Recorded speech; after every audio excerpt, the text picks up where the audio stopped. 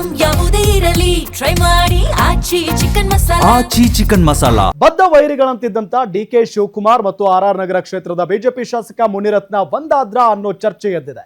ಇವತ್ತು ಇಬ್ಬರು ನಾಯಕರು ದಿಢೀರ್ ಭೇಟಿಯಾಗಿ ಸುಮಾರು ಅರ್ಧ ಗಂಟೆಗಳ ಕಾಲ ಚರ್ಚೆಯನ್ನ ಮಾಡಿದ್ದಾರೆ.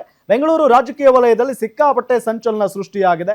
ಇವರ ಮಾತುಕತೆ ಕ್ಷೇತ್ರದ ಅಭಿವೃದ್ಧಿಯೋ ಅಥವಾ ಹೊಸ ರಾಜಕೀಯ ಲೆಕ್ಕಾಚಾರವೋ ಅನ್ನೋ ಚರ್ಚೆ ಆರಂಭ ಆಗಿದೆ.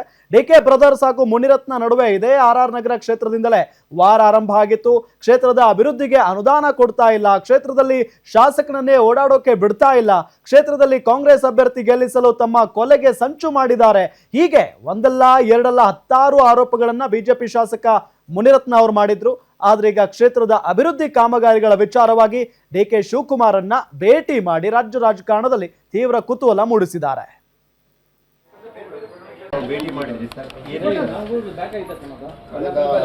ವಿಶೇಷ ನಮ್ಮ ಕ್ಷೇತ್ರದಲ್ಲಿ ಬಹಳಷ್ಟು ಕಾಮಗಾರಿಗಳು ನಿಂತೋಗಿದೆ.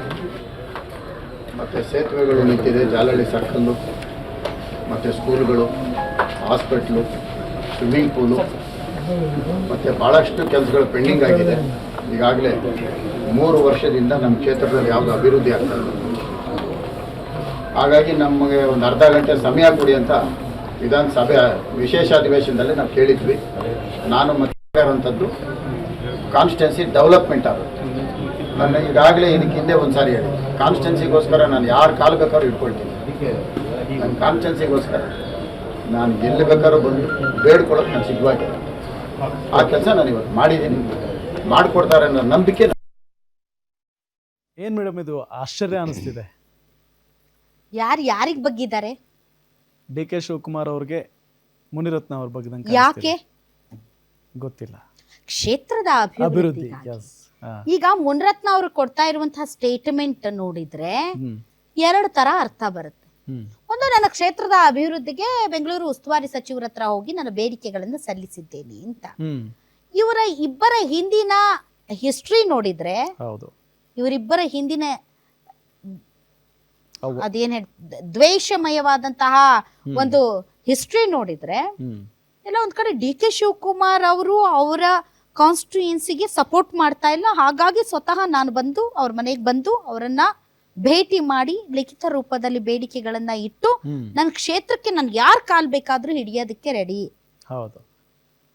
ಅಂದ್ರೆ ಡಿ ಕೆ ಶಿವಕುಮಾರ್ ಇವ್ರಿಗೆ ಸಪೋರ್ಟಿವ್ ಆಗಿರ್ಲಿಲ್ಲ ಅಂತನಾ? ಹಂಗೆ ಅರ್ಥ ಬರುತ್ತಲ್ವಾ? ಅಂಡ್ ಮೋರ್ ಓವರ್ ಮುನಿರತ್ನ ಅವರದ್ದು ಮತ್ತು D K Suresh, D K Shivakumar ಅವರದ್ದು ಅದೊಂದ್ ರೀತಿಯ ಮುಗಿಯದ ಧಾರಾವಾಹಿ ಸೀರಿಯಲ್ ತರ ಒಬ್ರಿಗೊಬ್ರು ಆರೋಪ ಮಾಡ್ಕೊಳ್ತಾ ಇರೋದ್ ನೋಡಿದ್ರೆ ಜನ್ಮದಲ್ಲಿ ಇವರಿಬ್ರು ಒಂದಾಗಲ್ಲ ಅಂತ ನಾನು ಅನ್ಕೊಂಡಿದ್ದೆ. ಆ ಲೆವೆಲ್ಗೆ ಹೋಗಿತ್ತು ಇವರಿಬ್ರದು ಜಗಳ. ಹೌದಾ? ಅಟ್ಯಾಕು, ಕೌಂಟರ್ ಅಟ್ಯಾಕು, ನೀನ್ ಹೆಚ್ಚ ನಾನ್ ಹೆಚ್ಚ, ಏನೇನು ಆರೋಪಗಳು, ಲೈಂಗಿಕ ದೌರ್ಜನ್ಯ, ಅತ್ಯಾಚಾರ, ವಿಧಾನಸೌಧದಲ್ಲಿ ಅತ್ಯಾಚಾರ. ವಿಧಾನಸೌಧದಲ್ಲೇ ಅತ್ಯಾಚಾರದ ಆರೋಪ ಹಾಕಿದ್ರು. ಯಾರ ಮೇಲೆ? ಮುನಿರತ್ನ ಅವ್ರ ಮೇಲೆ.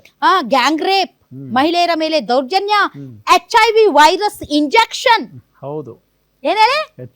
HIV virus injection. 40 ವರ್ಷದ ಮಹಿಳೆ ಆರೋಪದಲ್ಲಿ ಮುನಿರತ್ನ ಅವ್ರು ಜೈಲಿಗೂ ಕೂಡ ಹೋಗಿ ಬಂದ್ರು. ಇದೇ ವಿಚಾರಕ್ಕೆ ಡಿ ಕೆ ಬ್ರದರ್ಸ್ ಮತ್ತು ಮುನಿರತ್ನ ಅವ್ರ ನಡುವೆ ಬಹಳಷ್ಟು ಜಟಾಪಟಿ ನಡೀತು.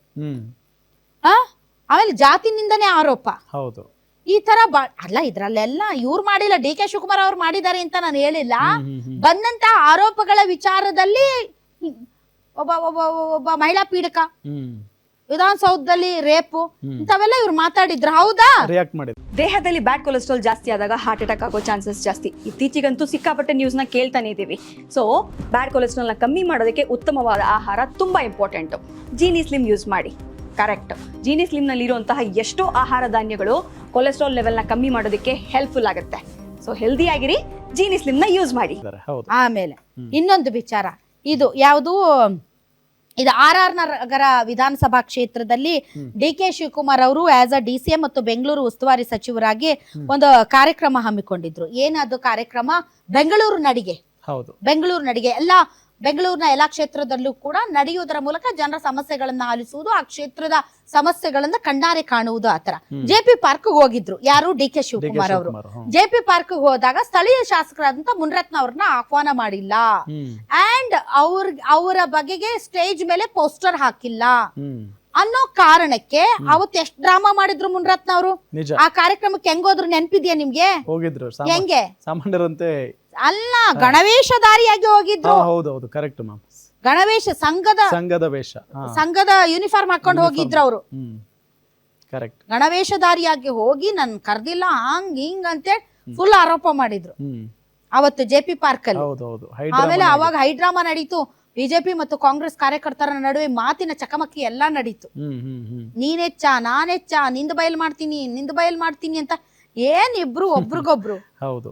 ನಾನ್ ಅನ್ಕೊಂಡೆ ಈ ಜನ್ಮದಲ್ಲಿ ಇಬ್ರು ಒಂಟಾಗಲ್ಲ ಅಂತ. ಕರೆಕ್ಟ್. ಹಂಗೆ ನಾನು ಕುಮಾರಸ್ವಾಮಿ ಅವರು ಮತ್ತು DK ಶಿವಕುಮಾರ್ ಅವ್ರ ನಡುವೆ ಈ ಹಿಂದೆ ಇದೇ ತರ ಇತ್ತು. ಅದಾದ ಮೇಲೆ ಇದು ಏನೋ ಜೋಡೆತ್ತಾದ್ರು. ಮೈತ್ರಿ ಸರ್ಕಾರ ಬಂದಾಗ ಜೋಡೆತ್ತಾದ್ರು. ಈಗ ಮತ್ತೆ ದುಶ್ಮನ್ಗಳಾಗಿದ್ದಾರೆ. ಸೊ ಪಾಲಿಟಿಕ್ಸ್ ಅಲ್ಲಿ ಯಾರು ಶತ್ರುನು ಅಲ್ಲ, ಯಾರು ಮಿತ್ರನು ಅಲ್ಲ. ಗೋ ವಿತ್ ದ ಫ್ಲೋ ಅಷ್ಟೇ. ನಿನ್ಗೆ ಅವಕಾಶ ಮತ್ತು ನಿನ್ನ ಒಂದು ರಾಜಕೀಯಕ್ಕೋಸ್ಕರ ನೀನ್ ಯಾರನ್ನ ಬೇಕಾದ್ರೂ ದುಶ್ಮನ್ ಮಾಡ್ಕೋತೀಯ, ಯಾರನ್ನ ಬೇಕಾದ್ರೂ ದೋಸ್ತ್ ಮಾಡ್ಕೊಳ್ತೀಯ. ರಾಜಕೀಯ ನಿಂತ ನೀರಲ್ಲ, ಹರಿಯುವ ನೀರು. ಹಾಗಾಗಿ ಮುನಿರತ್ನ ಅವರು ಇವತ್ತು ಹೇಳ್ತಾ ಇದಾರೆ, ನನ್ನ ಕ್ಷೇತ್ರಕ್ಕೋಸ್ಕರ ಬಂದಿದ್ದೀನಿ, ಯಾರ್ ಕಾಲ್ ಬೇಕಾದ್ರೂ ಹಿಡಿತೀನಿ ಅಂತ.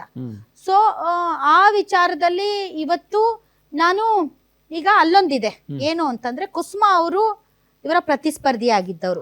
ಕುಸುಮಾ ಅವರು ಶಾಸಕರಂತೆ ಪ್ಯಾರಲಲ್ಲಿ ಅಲ್ಲಿ ಕೆಲಸ ಮಾಡ್ತಾ ಇದ್ದಾರೆ. ಸರ್ಕಾರದಿಂದ ಕೆಲವು ಕೆಲಸಗಳನ್ನ ಮಾಡಿಸ್ತಾ ಇದ್ದಾರೆ. ಈಗ ಇವ್ರ ಕೆಲ್ಸಗಳು ಆಗ್ತಾ ಇಲ್ಲ. ಆ ಕಡೆ ಸೋತಂತ ಅಭ್ಯರ್ಥಿಗೆ ಕೆಲ್ಸಗಳು ಆಗ್ತಾ ಇದೆ. ಇವ್ರು ಏನ್ ಮಾಡ್ಬೇಕು? ಜಿದ್ದು, ನನ್ಗೆ ವೈಮನಸ್ಯ, ನನ್ಗಾಗಲ್ಲ ಅಂತ ಕೂತ್ರೆ ನಾಳೆ ಇವ್ರಿಗೆ ಓಟ್ ಹಾಕ್ತಾರ ಜನ? ಇಲ್ಲ. ಹೌದಲ್ವಾ? ಸೊ ಹೇಗಾದ್ರೂ ಆಗ್ಲಿ ಪಾಲಿಟಿಕ್ಸ್ ಅನ್ನ ಬದಿಗಿಟ್ಟು ಅವರೊಬ್ಬ ಉಸ್ತುವಾರಿ ಸಚಿವರು ಇದ್ದಾರೆ ಮತ್ತು ಉಪಮುಖ್ಯಮಂತ್ರಿಗಳಿದ್ದಾರೆ, ಹೋಗಿ ಮಾತಾಡೋದ್ರಲ್ಲಿ ತಪ್ಪಿಲ್ಲ. Munirathna good move. ಕರೆಕ್ಟ್. ಹೌದಲ್ವಾ? ಈಗ ಪ್ರತಿಸ್ಪರ್ಧಿ ಎಲ್ಲ ಕೆಲಸ ಮಾಡ್ತಾ ಇದ್ದಾರೆ ಎಂದಾಗ ಒಬ್ಬ ಶಾಸಕರಾಗಿ ನಾನು ಏನು ಮಾಡ್ಲಿಲ್ಲ ಅಂತಂದ್ರೆ ಜನರು ಓಟ್ ಹಾಕುವಾಗ ಕೇಳ್ತಾರೆ, ಏನ್ ಮಾಡ್ದೆ ಹೇಳಪ್ಪ, ಇವತ್ತು ಬಂದಿದ್ಯಾ ಓಟ್ ಹಾಕ್ಸ್ಕೊಳಕ್ಕೆ ಅಂತ. ಇಲ್ಲ DK ಶಿವಕುಮಾರ್ ಇದ್ರು ಹಂಗಾಯ್ತು ಹಿಂಗಾಯ್ತು ಅಂದ್ರೆ ಹೋಗ್ ಮನೆಗೆ ಅಂತಾರೆ. ಸೊ ಅದನ್ನ ಅರಿತಿರುವಂತಹ ಮುನಿರತ್ನ ಅವರು ಯಾರು ಆಂಧ್ರದವ್ರು ಕರ್ಕೊಂಡು ಹೋದ್ರಂತಪ್ಪ ಅವ್ರನ್ನ, ಯಾರೋ ವಿಕ್ರಮ್ ಮಾರ್ತಾಂಡ, DK ಶಿವಕುಮಾರ್ ಅವ್ರ ಹತ್ರ ಡೆಪ್ಯೂಟಿ CM DCM ವಿಕ್ರಮ್ ಮಾರ್ತಾಂಡ ಅನ್ನೋರು ಕರ್ಕೊಂಡು ಹೋದ್ರಂತೆ. ಅಯ್ಯೋ ಪಾಪ, ಆಂಧ್ರದವ್ರು ಕರ್ಕೊಂಡು ಹೋಗ್ಬೇಕಾ ನಿಮ್ಮ DCM ಹತ್ರ? ಈ ರಾಜ್ಯದ ಉಪಮುಖ್ಯಮಂತ್ರಿಗಳು, ನೀವು ಶಾಸಕರು, ನೀವು ಉಸ್ತುವಾರಿ ಸಚಿವರ ಹತ್ರ ಹೋಗ್ಬೇಕು ಅಂತಂದ್ರೆ ಆಂಧ್ರದ DCM ಬಂದು ನಿಮ್ಮನ್ನ ಅಲ್ಲಿ ಕರ್ಕೊಂಡು ಹೋಗ್ಬೇಕಾ? ಏನೇ ಆಗ್ಲಿ ಒಂದು ಉತ್ತಮ ಬೆಳವಣಿಗೆ. DK ಶಿವಕುಮಾರ್ ಅವರು ಭುಜ ತಟ್ಬಿಟ್ಟು ಬಾರಬಾ ಅಂತ ಕರ್ಕೊಂಡು ಹೋದ್ರಂತೆ ನೋಡಿ ಅಲ್ಲಿ. ಸೊ ಇದು ಒಳ್ಳೆಯ ಬೆಳವಣಿಗೆ. ಬಡದಾಡಿ ಏನ್ ಸಾಧನೆ ಮಾಡ್ತೀರಿ? ಒಟ್ಟಾಗಿ ಹೋದ್ರೆ ಕೆಲಸಗಳಾಗ್ತಾವ. ನಿಮ್ಮೂರಿನಿಂದ ವಿಶ್ವ ಮಟ್ಟದವರೆಗೆ ರಾಜಕೀಯ, ಸಿನಿಮಾ, ಸ್ಪೋರ್ಟ್ಸ್ ಯಾವ ಸುದ್ದಿಯೂ ಮಿಸ್ ಆಗಲ್ಲ. ಬರೀ ಸುದ್ದಿಯಷ್ಟೇ ಅಲ್ಲ, ಜೊತೆಯಲ್ಲೇ ಇರುತ್ತೆ ವಿಶ್ಲೇಷಣೆ. ಗ್ಯಾರಂಟಿ ನ್ಯೂಸ್ ನ ಸಬ್ಸ್ಕ್ರೈಬ್ ಮಾಡಿ, ಫಾಲೋ ಮಾಡಿ, ಕ್ಷಣ ಕ್ಷಣದ ಅಪ್ಡೇಟ್ಸ್ ಪಡೆಯಿರಿ.